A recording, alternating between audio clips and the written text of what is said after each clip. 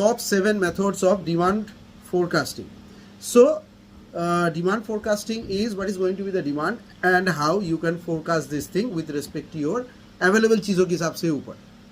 तो पहला जो मैं कहूँगा ये है सर्वे ऑफ बायर्स इंटेंशन. तो पिछले बार में बायर ने जो किया था उसके ऊपर प्रेजेंट सिचुएशन क्या है इसके ऊपर. दूसरा है कलेक्टिव ऑप्शन कि हम लोग जा सकते हैं जिसमें कलेक्टिव ओपिनियन और सेल्स फोर्स कॉम्पिटिटिव मेथड के थ्रू.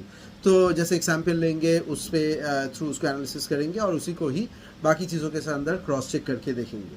फिर 3 नंबर में आएगा trend projection and time trend of the time series. इससे भी काफ़ी कुछ फ़ायदा मिलता है.